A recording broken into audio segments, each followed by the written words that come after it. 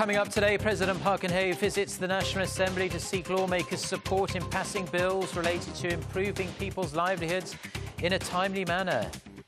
South Korea confirms that North Korea's departments in charge of inter-Korean affairs are actively trying to stoke divisions within South Korean society using internet-based propaganda. First in the race for the White House, a new ABC News poll has Hillary Clinton leading Donald Trump by 12 points. Stay tuned for these stories and more.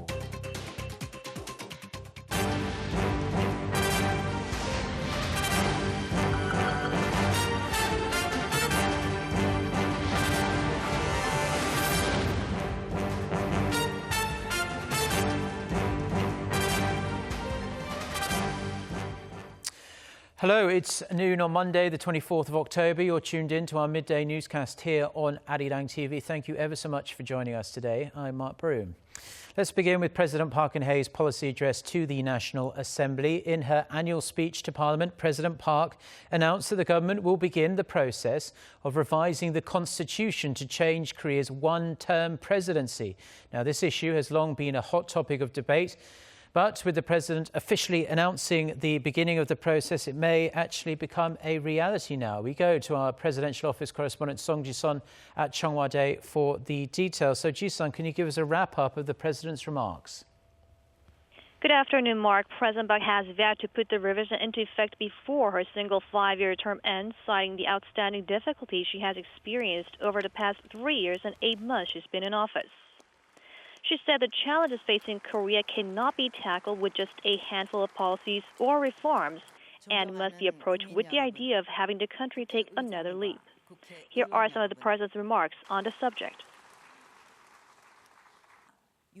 대통령 단임제로 정책의 연속성이 떨어지면서 지속 가능한 국정 과제의 추진과 결실이 어렵고 대외적으로 일관된 외교 정책을 펼치기에도 어려움이 큽니다.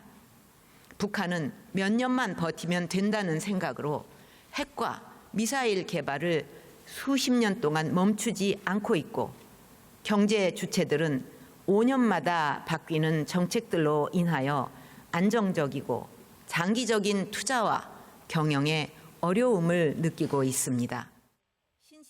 President Park said that the single-term presidents can no longer serve the needs of a changing society and said Korean politics has repeated a vicious cycle of disputes and division, with parties preparing for the next presidential campaign the moment a new leader is elected. President Park has not officially commented on the issue until today, but said she feels the public consensus around the issue and vowed to fulfill her election pledge to serve the people. Public polls indicate that 70% of Korean people agree with the idea of revising the constitution, and over 200 lawmakers, or 2/3 of the total, are engaged in a parliamentary movement to move forward with the revision. President Park said today was the right time and place to answer the call from the public and the political realm to go ahead with the revision. 저는 오늘부터 개헌을 주장하는 국민과 국회의 요구를 국정 과제로 받아들이고 개헌을 위한 실무적인 준비를 해 나가겠습니다. 임기 내에 헌법 개정을 완수하기 위해 정부 내에 헌법 개정을 위한 조직을 설치해서 국민의 여망을 담은 개헌안을 마련하도록 하겠습니다. President Park also asked lawmakers to set up a special parliamentary committee and to gather public opinion on the issue to further develop and discuss the scope and content of the tasks ahead. In addition, the president called on the National Assembly to set its eyes on the next century to come when working to revise the Constitution. Back to you in the studio. Thank you very much, Ji-sun, for that report. Now, Korea's main political parties, and following the president's address at the National Assembly, Korea's main political parties came up with their own statements regarding her speech. The ruling Geunhye party welcomed the president's address, particularly her willingness to amend the nation's constitution that currently stipulates a single 5-year term for presidents. And the ruling Conservative Party said now is the right time to start discussing the matter to reflect new challenges and changes of the future, and vowed to dig into the matter by listening to the public's voice. The main opposition Democratic Party of Korea just held a briefing a few minutes ago and said it criticised the president's sudden change of stance on the revision issue. The party said it's against a revision now and accused the president of trying to change the subject at a time when it's mired in corruption allegations.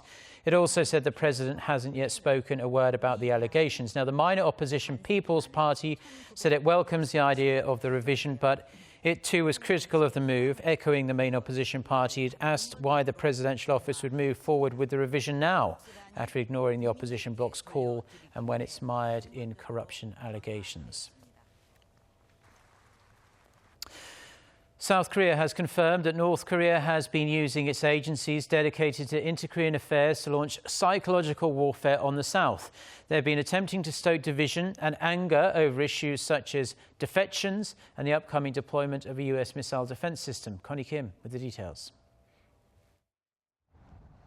North Korea is focusing on psychological warfare against the South as its organizations in charge of South Korean affairs are operating teams to pump out the regime's propaganda. The South Korean government officials said Monday that the North's United Front Department and the military's Reconnaissance General Bureau are reposting rumors uploaded on South Korean portal sites to social networking services. The officials said the group focuses on hacking and agents stationed abroad spreading false information in South Korea. Recently, the agents are known to have uploaded rumors that the group of North Korean defectors working at a North Korean restaurant in China was kidnapped by the South. Moreover, these North Korean agents have been focusing on stirring up controversy within the South regarding the deployment of the U.S. missile defense system THAAD to the peninsula. The North's efforts come as North Korean leader Kim Jong-un ordered agencies in 2014 to come up with ways to use the internet for propaganda promotion. North Korea has some 80 propaganda websites and about 160 websites abroad that praise the North. Experts say psychological warfare is effective for the North as it's cost-effective and hard to block. They add, however, that South Korea could respond by sending USBs north of the border to provide information to North Koreans. Connie Kim, Arirang News. Now, the United States has confirmed that a weekend meeting between a senior North Korean diplomat and former US government officials took place without its involvement. An expert who attended the meeting said not much progress was made, with each side reiterating long-held positions on the nuclear issue. Our Defense Ministry correspondent Kim Hyun-bin with the details. The United States says that it had no part in the recent talks between North Korean diplomats and former U.S. government officials in Malaysia over the weekend, calling it a private Track 2 meeting. North Korea's Vice Foreign Minister Han Sang-yeol and the North's UN Ambassador Chang Il-hoon met Friday and Saturday in Kuala Lumpur with former U.S. nuclear negotiators Joseph D. Traney and Robert Gallucci, who negotiated a landmark 1994 nuclear freeze deal with Pyongyang, and Asian affairs expert Leon Siegel. U.S. State Department spokesperson Anna Ritchie Allen on Sunday dismissed any affiliation with the meeting, saying that, quote, Track 2 meetings are routinely held on a variety of topics around the world and occurred independent of U.S. government involvement. The rare meetings drew global attention as they could be a sign of the North's willingness to come back to negotiations with the U.S. Siegel told Seoul-based Jeonnap News that meeting was mainly focused on the nuclear and missile issue, but that only partial progress was made. He said the North reiterated that it wants to sign a peace treaty with the U.S. before halting its nuclear and missile programs, while the former U.S. officials reiterated that the regime needed to scrap its nuclear program first. Siegel added that he doesn't expect any official dialogue under the Obama administration, but said that the next U.S. administration will need to take a new approach to North Korea policy. Kim Hyun-bin, Arirang News.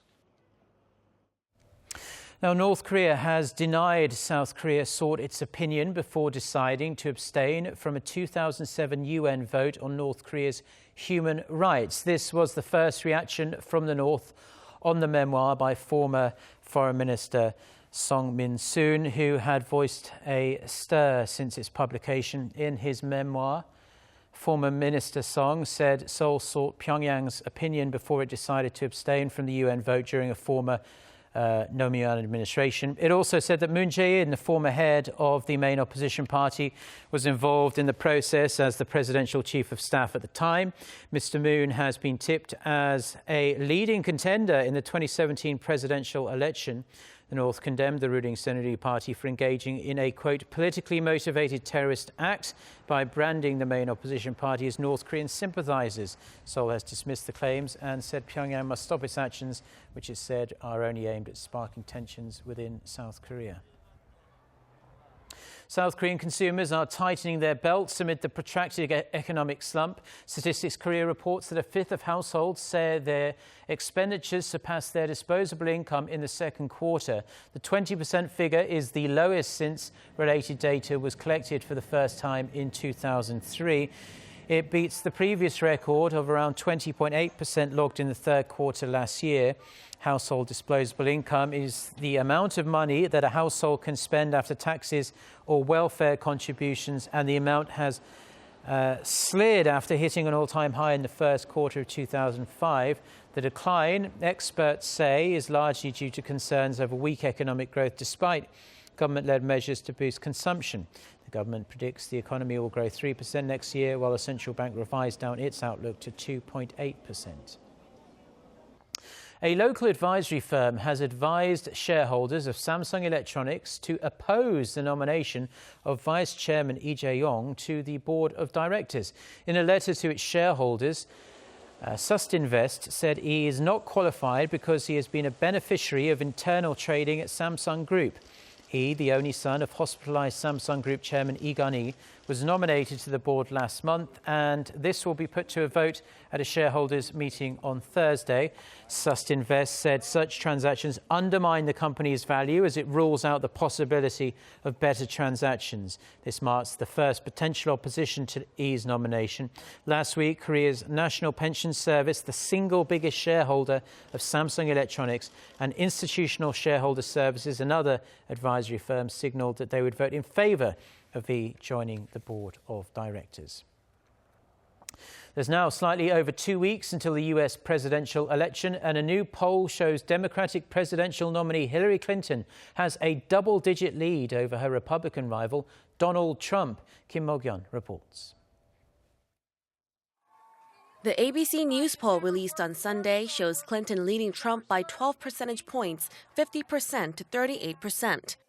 Libertarian Gary Johnson and Green Party nominee Jill Stein had 5% and 2% respectively. The poll comes amid widening controversy over sexual allegations against Trump and his refusal to say whether he'll accept the election result. Almost 70% of the respondents said they were turned off by Trump's treatment of women after a series of allegations arose about his alleged sexual misconduct. 71% of female respondents disapproved of how Trump handled questions about his treatment of women. 67% of men said they felt the same way. Trump had strongly denied the allegations and has vowed to sue every woman who claimed he inappropriately touched them once the election is over. On Trump's claims of a rigged election, some 60% of independents said he's trying to make excuses in case he loses rather than making a legitimate concern, while 3/4 of respondents said it's a legitimate issue. Regarding those claims, Trump's son Eric Trump said on Sunday that his father will absolutely accept the election result if it's fair. The ABC News poll was conducted from Thursday through Saturday via telephone among some 1,400 adults, including around 900 likely voters. It has a margin of error of plus or minus 3.5 percentage points. Meanwhile, Clinton's campaign has been bringing in much more money from America's ultra-rich donors. Clinton has been the largest beneficiary of billionaires' cash, with 19 of them donating a total of $70 million to her top allied super PAC Priorities USA Action. 4 billionaires have given $18 million to super PACs backing Donald Trump. Kim Mo-kyun, Arirang News. Now, staying in the United States, at least 13 people have been killed and more than 30 injured in a bus crash in the state of California. The tour bus, returning to Los Angeles from an overnight casino trip, when it rear-ended a truck at high speed on Sunday morning local time. The bus was carrying 44 passengers, most of them Hispanic. Most of the dead, including the driver, were seated toward the front of the bus. Officials say there were no signs the driver attempted to brake before the accident, but the driver's state at the time of the crash is as yet unknown. An investigation into the cause of the accident is underway. Now, today, October 24th, is United Nations Day, which commemorates the global body's creation 71 years ago after World War II in order to prevent another such conflict. Oh Soo-young has the details. Following two global wars, the UN came into existence on October 24, 1945, aiming for the maintenance of peace and cooperation in the world. Representatives of some 50 countries, including China, France, the UK and the US, met in San Francisco to draw up the United Nations Charter, which pursues the fulfillment of human rights and cooperation between the member states to overcome social, economic, humanitarian and cultural challenges. A majority of the countries signed and ratified the Charter in the days following, establishing the international body of 51 member states and 6 principal organs, including the General Assembly, the Security Council and the International Court of Justice. 71 years later, the UN has expanded to 193 member states, working to maintain peace, prevent conflicts and attend to humanitarian crises. To commemorate the day and celebrate South Korea's 25 years of UN membership, the Geneva-based United Nations Orchestra is performing in Korea this week. The concert series Music for Peace, led by conductor Antoine Marguier, will be held in Seoul, Gwangju and Busan. Oh Soo-young, Arirang News.